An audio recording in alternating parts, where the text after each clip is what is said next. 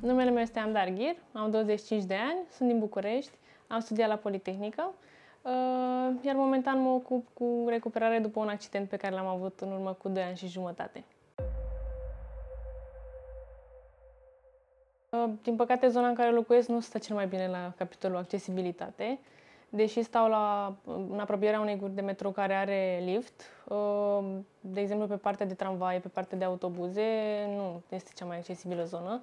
Iar în ceea ce privește drumul pe care parcurg până la mijlocul de transport, avem borduri de care nu pot să trec singură și oricum la mine problema începe chiar de la ieșirea din bloc, unde am o rampă pe care nu o pot coborî în niciun caz singură. Este o rampă mult prea abruptă și din start eu nu am cum să mă deplasez singură către un mijloc de transport în comun.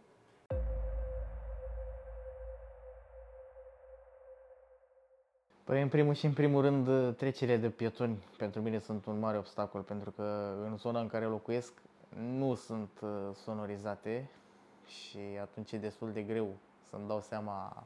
Trebuie să-mi dau seama după mașină, dar de exemplu dacă forțează unul trecerea, e ceva mai...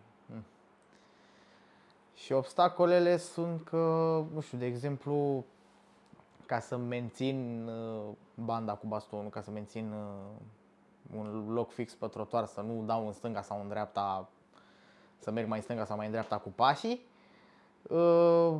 trebuie să-mi iau eu reper. În principiu ar trebui să existe covorașele acelea tactile cam peste tot prin București. Am văzut că le-au implementat pe acolo, pe lângă Megamall, pe Regina Elisabeta, pe Vatra Luminoasă, dar sunt ceva minim, adică nu e... Da, în principiu eu sunt însoțită, deci eu mă deplasez cu un însoțitor pentru că am un grad grav de handicap, dar chiar și cu însoțitor de multe ori poate nu știm exact pe unde să mergem. De exemplu, în metrou, când am fost prima dată cu metrou după accident, eu știam că trebuie să merg în primul vagon pentru că acolo este accesibil și acolo este o porțiune pentru mine specială, pentru scaun cu rotile, iar când am fost acolo nu era o astfel de porțiune, pur și simplu nu am găsit informații, nu știam încotro să mă duc. Iar în ceea ce privește companiile de ride-sharing, am niște experiențe neplăcute. Am vrut să merg cu o companie de ride-sharing din București și am fost refuzată, deci de 2 ori mi s-a întâmplat. Prima dată m-au refuzat, dar până la urmă au acceptat, că au zis că haide să te iau totuși, dar au fost comentarii de genul îmi zgârii husele de la mașină cu scaunul, murdărești husele pe care am dat nu știu câți bani. Iar a doua oară a fost un refuz de genul, nu, chiar nu te pot lua, nu am loc în mașină, dar ideea este că eu selectasem funcția de asist pe acea aplicație, adică ar fi trebuit să vină cineva special să mă ia pentru scaun cu rotile, să aibă o mașină specială, dar nu a venit. Dacă, să zicem, bine, eu călătoresc în principiu cu cineva tocmai din cauza asta în transportul public, când călătoresc cu transportul public, pentru că nu sunt toate sonorizate, nu au accesibilitate foarte mare. Și de asta mă simt, trebuie să stau să întreb stațiile sau să stau eu să le număr. Și astea care sunt sonorizate, gen autobuzele sau mai nou și tramvaiele, sunt date foarte încet.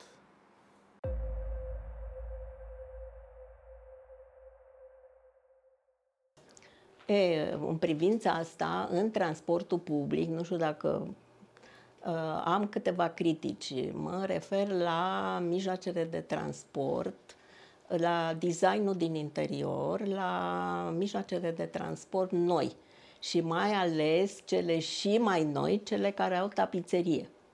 Au zonele acelea unde poți să stai, deci scaunele sunt atât de înalte încât pentru o persoană vârstnică, hai să zic nu pentru mine, dar sunt oameni care au probleme mari, trebuie să faci o adevărată escaladare ca să poți să stai pe un scaun.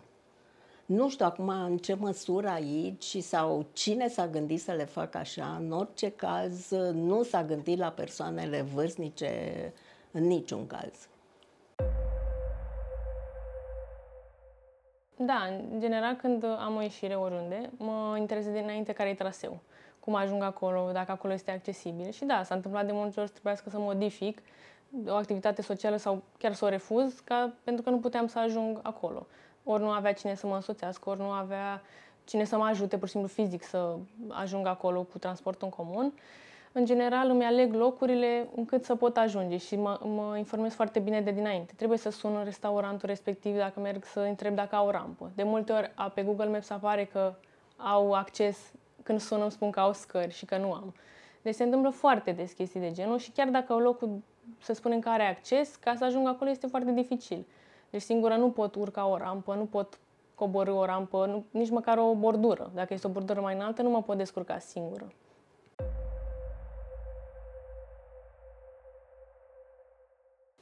Aș putea spune că da, într-o anumită măsură, în sensul în care acum pe vară mi-a fost foarte inconfortabil să folosesc transportul în comun, pentru că nu știu exact de ce, dar multe dintre mașini nu aveau aer condiționat și era foarte, foarte inconfortabil.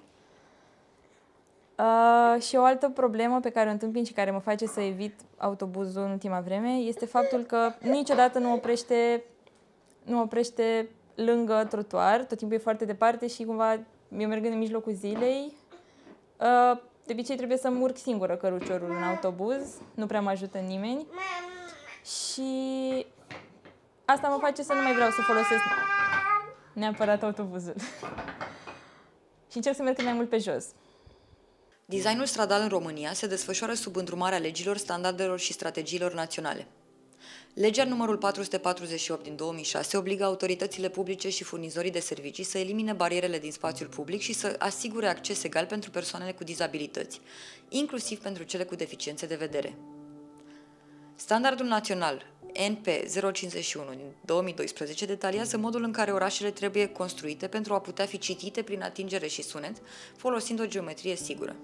Pavajul tactil ghidează deplasarea pe trasee continue, oferind avertismente la pericole precum margine de peron sau rampele de trecere.